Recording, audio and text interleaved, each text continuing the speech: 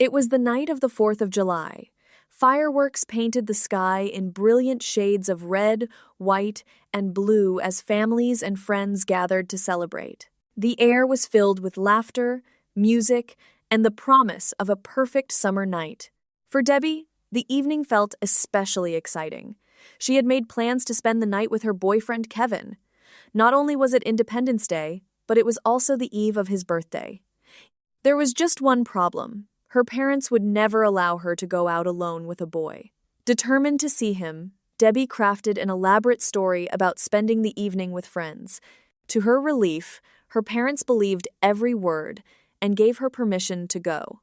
When she finally met up with Kevin, she expected a romantic and memorable night. At first, everything seemed normal. They talked for a few minutes before Kevin suddenly stood up. "I'll be right back," he said. Debbie nodded and watched him walk away. 10 minutes passed, then 15.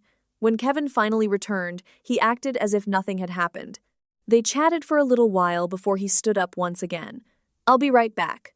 This time, Debbie's curiosity got the better of her. As soon as Kevin disappeared into the crowd, she quietly followed him from a distance. Weaving her way through groups of people gathered beneath the fireworks, she tried not to be noticed. What she saw stopped her in her tracks. Kevin wasn't running an errand or meeting a friend. He was with another girl. The two stood close together, laughing and talking as if they were on a date. Debbie felt her stomach drop. Suddenly, everything made sense. His constant disappearances, the long waits, the vague excuses. Kevin had planned to spend his birthday eve with two different girls without either of them knowing about the other. For a moment, Debbie wanted to storm over and confront him. Her heart raced, and anger burned inside her. But instead, she took a deep breath and walked back to the spot where Kevin had left her. She sat there quietly, pretending she knew nothing. A few minutes later, Kevin returned wearing the same careless smile. "Sorry about that," he said, taking a seat beside her. Debbie simply nodded. Before she could decide what to say, a loud voice cut through the crowd. "There you are!" Debbie looked up to see the other girl marching straight toward them. The girl's face was red with anger. Without hesitation, she began hitting Kevin on the arm and chest while unleashing a string of insults that turned heads all around them.